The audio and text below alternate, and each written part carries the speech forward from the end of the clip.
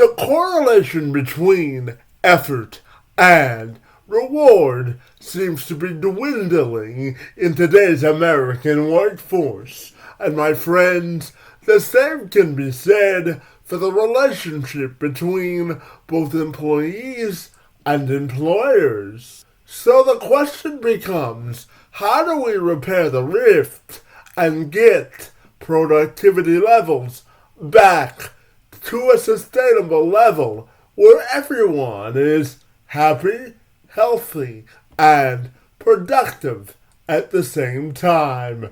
Well, according to ZipRecruiter, we have some more work to do. During the onset of the COVID-19 pandemic, ZipRecruiter says that nearly 20 million people were laid off without notice and an answer as to how they were going to get their next meal or pay their latest bill. Also, productivity was down by an average of 4.1%, according to ZipRecruiter, during that same time period. Samuel Drauschak is the co-founder and chief process scientist at Truvle, whose mission is to help companies achieve maximum revenue growth through the principles of process science. He also authored the book, Becoming a Conscious Business. Drauschak has been a featured speaker at IIBA and Columbia University, sharing his experience in process consulting. If you nicknamed Drauschak as the process innovator, I'm sure that he would not shy away from adopting that moniker, because he's all about improving processes, reducing cost, and operational redesign. He's had the opportunity to work with global firms and Silicon Valley clients, and he joined me this week to talk about process science and improving the operational direction of all businesses. I'm Kevin McShann. Let's have this conversation.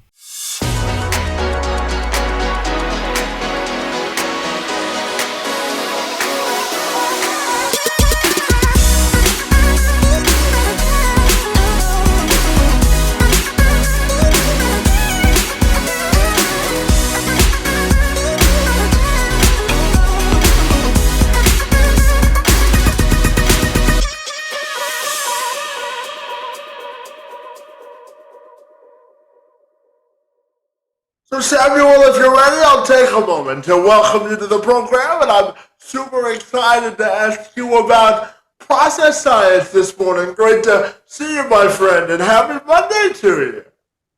Thanks a lot. Yeah, I'm always happy to talk about process. Absolutely. Now, my friend, you're the CEO and co-founder of a company that helps businesses with their process and becoming more efficient in today's workforce. So I'm wondering if you can tell me all about the company you work for and what makes you so fabulous, my friend. Sure, I'd be happy to. So currently I'm working at two companies, and they're both kind of around this process science concept. So one is Cavi Consulting, which is where I do my consulting work, and one is called Truvle, where I'm building software that can hopefully make this process science stuff scalable. And what makes everything awesome about this process science concept is it's fairly new, and it's really based on the idea that process data can be structured in a way that it can lead to repeatable outcomes in data analysis, which we can talk about in more detail if you're interested, but it basically is a new take on consulting in the process space. But generally, I've been doing for the last 15 years everything process improvement. I know several methodologies. We do consulting, both management and strategic consulting around process improvement.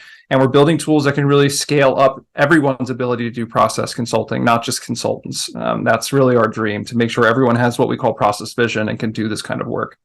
Yeah, absolutely. So, Sam, just for a moment, I'm wondering if we can talk about how process science can really improve the relationships between employers and employees, because once you can do things more efficiently, it also improves relationships, doesn't it?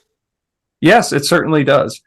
And I think the easiest way to describe it, at least at a high level, is there used to be this traditional trope that consultants and process improvement meant cost cutting, layoffs. People were afraid to talk process because it used to mean, okay, if you're coming in here to improve our process, you're really coming in here to cut our job or make it more robotic or do these kind of things. So people had a pretty negative impression. But from a true process perspective, or if you'll study the process, and if people, like you said, employers could learn process science, you can really empower. It's really about empowering flow through people and making sure that more energy, which in the business sense, energy is really capital and labor. So making more of that flow through the business, create more product, and that makes a more energized workforce. So literally, there's more energy flowing through them. They're happier. They're more productive. Everyone's more engaged, and businesses become more profitable. So if you're doing process work the right way, in our professional opinion, it really should create a better conversation with employees. It should create more engagement with employees, and they should become more productive and have a much better relationship with their employer, just as a outcome of their business becoming more efficient. Efficiency and better relationships are hand in hand. Absolutely. Now, Sam, let's go back to process data and really dive into what it is, and why it's so important. Why should people care about process data when they're running a company and trying to make it more efficient? Sure. So process data is one of those topics that if you ask people what process is, they have some idea in their mind. You know, it's inputs and outputs. It's this written standard procedure. It's this and that. But really, it's much broader than that. So when you actually study process, it's so encompassing, it's hard to define. But it truly is reality. Everything in motion can be described as a process. So when you talk about process data, it's the data set that everyone's looking for right now. It's really the data that describes operating reality. And I would even go a step further and say it describes it in a way that it's actionable. Because if you think about if I told you, Kevin, explain the process of this podcast, you would be explaining to me in some sort of data form all the steps and the engagement and the real conversation we're having right now. You'd be explaining some segment of reality, which is very complex. And you can explain it. You can use data to describe that in so many different ways. But essentially, the study of how to do that correctly and to use the data, the process data, in a way that can get you good business outcomes, that's really a lot of what we do. But I'll pause there, because process data is the data that describes operating reality, or just reality in general. Oh, absolutely. And tell me, Sam, when we connected to process science, if you really had to explain process science to someone that was taking a university course on the subject for the first time, or someone on the street, how would you describe process science in sort of commercial or elevator pitch format? How would you describe the inner workings of what you do and why you love it so much? Sure. So one of the reasons I love it so much is you're not going to find it in university yet. It's mostly something I coined. Now, the term is out there very lightly, but it's not a discipline or a domain that is well established today. So when I say process science, I'm really referring to this new wave of process work that I'm championing, the company is championing. So Truvle and my colleagues at Truvle are championing, and we're really trying to bring this to market. And the reason it's so exciting is when you talk about science at the 30,000 foot level, science is the idea that you can create an experiment, or you can basically say that this knowledge is true. And the scientific community, it's structured in a way that somebody who's not you can reset up the experiment and validate that certainly, yes, with these inputs and these outputs or with these parameters, this is independently verifiable and it is true, and therefore is science if the community can actually engage with it that way. In the past, process work has always been anecdotal. Process consulting has always been anecdotal because this whole idea that process data is not standard and there's no way to structure it and analyze it and work with it consistently means that everything is just anecdotal in the process improvement space. So maybe I'm violating my elevator pitch, but I'll say one last thing to tie it together, which is if you are in process science, you're basically saying I'm capturing and I'm working with process data and I'm working with it in such a way that it's so structured that other people could do this exact same work and get the same results. And now you're creating an established base that a whole new body of knowledge and a whole new discipline can grow from that. And that's really the process science. And it's new. So the implications are extremely exciting to me, but also I think the business community. Absolutely. And, Sam, you've also authored a book entitled Becoming a Conscious Business Buddy. So I'm wondering if you can tell me all about the book. And I also know that you host a podcast with your co-host called Business Therapy. So tell me about the book and the podcast and how they're interrelated, my friend. Sure, for sure. So Becoming a Conscious Business, to be honest with you, I wrote it to really coalesce my own thinking. I had a single thought that I wanted to articulate, and I needed to sit down and write it at that time in my life. And it's personal, it's professional, it's really bringing together a lot of radical new concepts that I was working with that no one's talking about. And it was the beginning of that conversation. That conversation has evolved into the current day businesses that I'm a part of how we understand businesses as living things, how we understand ourselves as part of living ecosystems, and how becoming a conscious business and having business therapy is really trying to align people to understand business in a more wholesome and a more natural way, that we're all living complexes.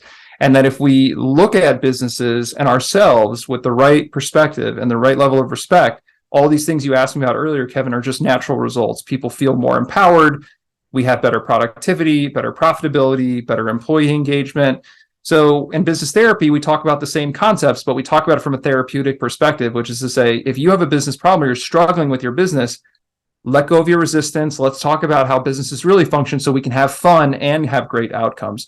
So really all of the things, the podcast, the book, the new stuff we're building, it's just promoting this conversation about consciousness, being more mindful, engaging with ourselves and our business and our communities in a mindful way, and reaping the positive results of doing that. Yeah, and Sam, I'm also curious to ask you about the concept of business therapy and really rethinking business because, after the pandemic, people are working from home more. There's more need to think outside of the box after the pandemic to become more productive, to reduce costs and things like that. So how do you think your concept of process science and really business redesign can help us sort of come up with a new definition of business post-pandemic? Yeah. It's a great question, Kevin. And I think the pandemic and it will go down in history as this huge catalyst for massive digitization in business and the business community. And what we're talking about when I say digitization, it's whereas used to be a lot of work endeavors were in co-locations in these offices, people collaborating over meeting tables. All of a sudden, it's a lot more digital. It's a lot more geographically dispersed. We're all over video call. We're now can work all times and all different time zones. And because of that, the need for process work has exploded. And the reason that is because process data, the data that explains what an operation actually is, that explains operating reality, it's more ambiguous now than it's ever been because of this digitization. So you talk about what happened during the pandemic. Well, now let's just imagine a very small office of 15 people. A manager could have used to walk into that office and use their tactile senses. They could look around, they could talk to people, they could see everyone working, they could have an instinct about what is the process in front of them that's happening. If out of those 15 people, 10 of them now work from home, you can't see them in one place anymore. You've now been robbed of your senses. You need some form of data that's not all of your tactile senses to tell you what's going on, to understand what the process is. And that's why this need for process data and process work is becoming, people are scrambling for it because now they can't use the same faculties that they've always used to understand their business. They can't use their eyes and their ears, and they can't speak to people directly and see what they're doing on site as easily. So now we need better process work. So the pandemic has really created this huge need in advancement in process science alongside of this massive digitization. And I think we're going to see that trend continues. And businesses are going to need this more and more as we go forward. Yeah, absolutely. And Sam, you bring up the concept of digitalization, and I want to sort of circle it back to the concept of inclusion. Sam, I was born with cerebral palsy, and one of my passion projects outside of hosting this project is working with businesses to better infuse their workforce with more diversity in terms of hiring folks with disabilities. So I'm wondering your thoughts on how process science and the whole concept of going digital can help us really infuse a more diverse workforce and infuse folks with disabilities as well. Sure. I think digitization is creating way more opportunities for inclusion because the need for certain physical conditions is lessening. For instance, for those of us with physical disabilities, the need to drive to work or the need to be someplace or engage in a physical location in some way can be make it challenging, can be in a constraint. I think generally digitization creates more accessibility so that people who are in different places and in different situations with different skill sets can engage. And then if you look on top of that at automation, where automation can supplement different skills that may be lacking in folks with certain disabilities, then you can really help them engage in a much more robust way. But to do all that, you need to understand the process well. You need to create an ecosystem where people with different skills and different types of capabilities can plug into it. And I think that all takes very conscious and intelligent process work to do. But generally, this trend should create a lot more accessibility, a lot more opportunities for inclusion, and really broaden that conversation. Yeah, absolutely. And Sam, I know that you've had the distinct pleasure of speaking at places like Columbia University, IIBA, and you've also worked with Silicon Valley clients. So I'm curious to also ask you about the diversity of experience of the people that you've worked for, and the greatest lesson you've learned about a business and applying this sort of process science concept to the traditional business world, and what sort of reaction have you gotten as well? Sure. So I think the one thing that I've learned in speaking in all these different places, engaging with different communities, engaging with huge companies, tech companies, more traditional companies, is that process science truly is for everyone and applicable for every company and for every context. I think the reception that we've gotten has always been very positive, and it's because it's just it creates clarity where there's ambiguity. People typically think, okay, business is complicated, or this is complicated, or you need all this specific industry knowledge. My career has proven as a scientist, I can go and I can apply the science in a variety of different contexts. I don't need to have 10 years of banking experience to work at the bank. I don't have to have 10 years of tech or startup experience to work in Silicon Valley. And when I go to these places and I use these techniques and I use this understanding of business and of just reality in general, we typically come to very strong outcomes, and people have always been very positive. The reception has always been very encouraging. So I've been bolstered in my career that process science can be taught in university. It can be taught to young people. It can be taught to businesses of any type of in vertical segment. It doesn't matter. So you talk about inclusion. I think this is really going to hopefully create a world where business is less built on experience and built on people's opinion and built more on structured inputs and outputs, which will help it be more accessible. Yeah, absolutely. And, Sam, I'm fascinated to go back to the concept of business redesign and really rethinking the way we do business today. Because, one of the tenets of business, I think, that all business owners or executives have to be cognizant of is the concept of being nimble and really changing with the time. So when you think about the new definition of business redesign, what are some of the things that you think executives and business owners should keep it on top of mind? Sure. I think you hit on a few big trends there, which is businesses are moving faster. They need to be iterating and adapting much faster, and they're challenged by that. They're challenged to change constantly and at a greater rate. And I would say, to answer the question directly, I think in the past we've built businesses to operate, and we've had this mindset of we're building a machine to run how we tell it to run. We now need to expand our thinking, and we need to build businesses to evolve. And I think that's a very critical concept, just to let linger in the air for a second. We need to build organisms that are alive and adaptable and evolve on their own.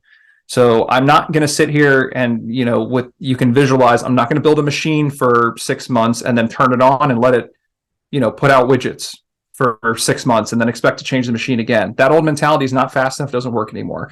I've got to build a living ecosystem that can read the environment, that can evolve on its own, and can really adapt to an ever-changing and a faster-changing workplace. And I think that's the challenge. So if I said, you know how to build machines, now build living things. That's the evolution that's being demanded of us. And it's a very complicated one, but this is the next stage, I think, of our collective consciousness. Yeah, absolutely. And to that point, what do you think it means for a business to authentically and sort of efficiently embrace the concept of process science? If someone really wants to embrace this whole idea of operating a business easier and faster and more efficient, what do you think it means to embrace process science when you're running a business or ahead of a company as well? I think the first step is really embracing with or engaging with what that we're talking about on this show right now, which is that business doesn't have to be guesswork. Yes, it's complicated, but if you have the right tools and you have the right methods and you have the right data and analysis structures, then you can also have a more profitable, better run business, and it doesn't have to be a struggle. And I think that accepting that is the first step. A lot of people still think that they equate business with hard work. They equate it with hard work and not smart work, and they equate it with struggle. And they think it's guesswork. And there's a lot of psychology to that. But I think the first step is saying there are methods that are accessible to me, no matter what kind of business I'm in, what size of business, what type of business. And those business, if I just engage with them academically and then practically, and I engage with the tools and I engage with the methods, I can have these great results. And I think and I'm spending some time there because your question, Kevin, about how do we get people to adopt it? If you told somebody that there was a set of tools that could get you work less, more profitability, happier employees, there'd be no business owner in the world that would say no. So the question is, how do we get them to see the association between the process skill set and those outcomes? Because once they actually understand it, then it would be a no-brainer. It'd be, everyone would want to do it.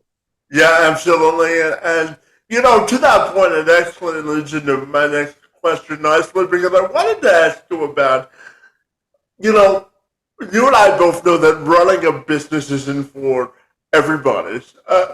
Everybody who wants to run a business eventually comes up with an idea that they think is going to change the world, but actually running a business for a new entrepreneur isn't for everyone. So I'm fascinated to ask you, for a new entrepreneur, what sort of questions do you think they should ask themselves before launching their business, and how can the process science help them in making that decision as well? Sure. So the process science concept that helps with this is aligning your passion and aligning what you want to do to the tasks that you're engaged in doing. And that's for everybody. It's not just for entrepreneurs, it's for employees, because if you want to maximize energy flow, you generally want to have people positioned in a place where they can engage with work that excites them. Because if you give somebody a bunch of drudgerous work that they don't want to do, they're not going to be productive. And that's part of the process science, which is making sure that you have resources in the right place doing the right things. And the way that is associated with your question about entrepreneurship It's no different. You have to make sure, but the stakes are higher because if you aren't fit in the right place, in the right process, you're not going to have sustainable energy and excitement for what the business you're building, and it will ultimately fail. It will just be very hard work. So you have to pick what you're passionate about. And a lot of people feel like, oh, that's very trite. Of course you want to pick a business you're passionate about, but you got to really sit down and have an honest conversation with yourself, because a lot of entrepreneurs, if you go into it because you want to make money, you want flexibility, you want to bring this idea into the world, but you yourself are not honestly passionate about the work it takes to do it, then the business will be always a struggle for you because there's no other outlets. So the biggest piece of advice I have that's process science supported is align yourself with a business as an entrepreneur that really gives you energy and excites you to do. Because if you don't have that fundamental piece in play, then it's going to be a very tough road. Yeah, absolutely. And Tim, tell me, what's the best part of impacting people for you and the work that you do? Why do you love interacting with people and sort of building that relationship? For me, I love when people learn. Like, I think I have a very strong teacher personality. So getting people great business outcomes, great personal outcomes is always great. But empowering people to command the tools and the knowledge so they can do that for themselves and do it for others, that's how you start a revolution. That's how you start spreading knowledge that can really change the way a whole generation thinks and share it with everybody. It's the most scalable way to get great societal outcomes, which is sharing and by teaching and packaging knowledge in a way that people want it, they want to consume it, and they want to apply it. And for me, that's what really excites me about this, because there's a lot of new stuff going on. There's a lot of great stuff that's been going on in process for the last 100 years that we're really trying to repackage and make it more palatable for a digital age. And I've seen the benefits and I've seen the great outcomes that people get from using this knowledge. And that's really what really excites me, the fact that this could really spread and so many people could benefit and be helped around the world. Yeah, absolutely. And Sam, I wonder if we could take a moment to talk about the value of time and getting your time back as a business owner, because you and I both know that if you run a business, time is money. So talk to me about the value of time freedom and how process science can help those that run businesses or companies get part of their time back to be more efficient. Sure. At its core, process improvement, that's the main cell, which is do more with less. That's what all the process methodologies always talked about. And the idea of becoming more efficient or more productive or optimized is really that you have the same outputs in less time. It's all about buying back time. And I think that if you apply these methods as a business owner or as an employee or as anyone really, even at home, you'll find that listening and understanding how to identify waste in a process and effectively and sustainably remove it, that is the number one way to get back time in your life. As an entrepreneur, especially, people think I have to work 80, 100-hour weeks. It's just not true. And you have to internalize that first as part of the science. It's not sustainable to work 100-hour weeks. It just isn't. And it's not fun for anyone, no matter how passionate you are about it, because you're not well rested and your health is going to suffer for it. Process science really teaches us that if you're doing things in an optimal way, you're going to have time. You're going to have space, because those are the things we as humans need to be healthy. And you can't have a sustainable business if you're not healthy while you're in it. So these are the kind of concepts we're talking about. But process science is everything about creating more time, creating more efficiency, and understanding how to do it in a smart way. Yeah, and Sam, the final a few questions I have for you are sort of peeling back the layer of your personal life, buddy. And I want to start those trio of questions with this one, because I'm always fascinated to ask anyone I talk to about if they could revisit a time period in their life, and I gave them the ability to revisit a time period in their life. I'm curious to ask you about if I gave you that same sort of capability. What time period of your life would you want to revisit, and what lessons would you tell yourself? Sure. Can I say my entire 20s, or is that too broad of a?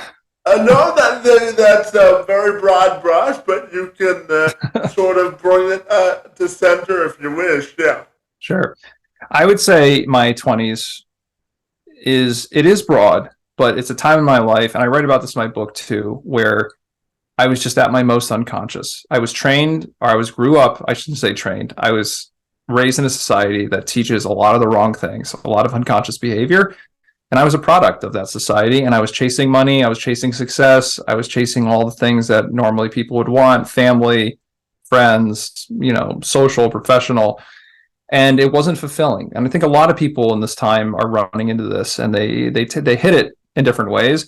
But if I could go back into my 20s and just teach myself some of the stuff about process and living more consciously and integrating it all together and what that life could look like, I would love to give myself some of that knowledge in that time period, because I wouldn't have struggled so much. I wouldn't have had such a tough time personally and professionally with just everything.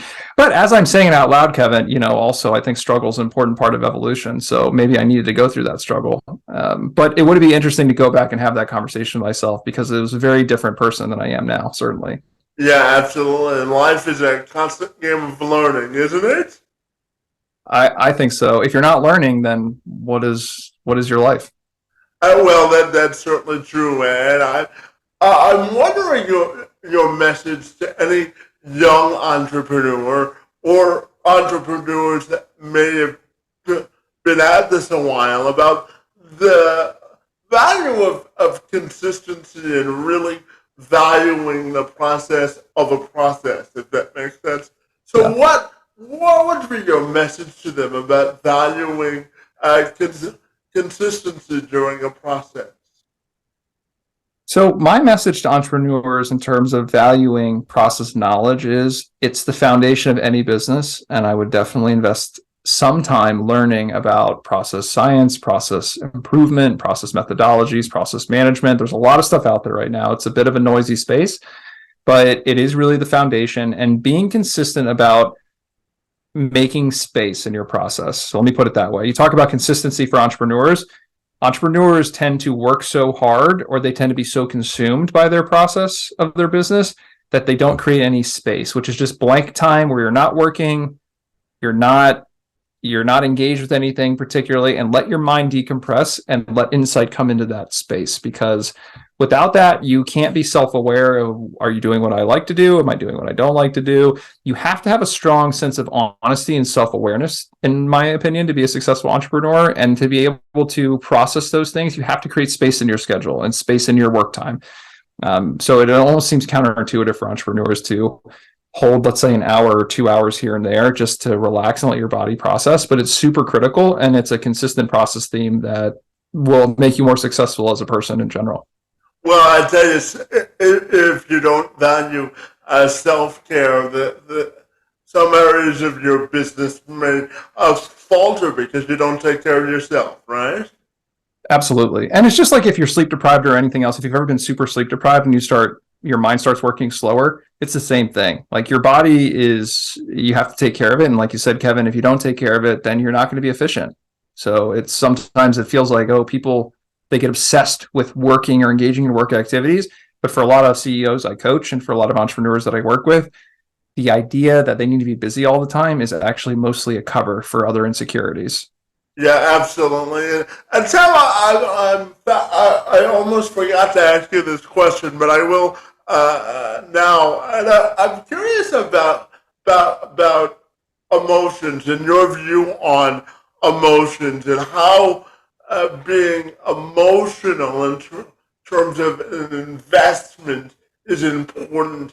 Obviously, you want to make sound and cogent business decisions, but I'm also curious about, the emotion of the process and really being invested in what you do as a CEO or an entrepreneur. So, what value do you place on what emotions can bring to a personal psyche when you're running a business and a business in general as well?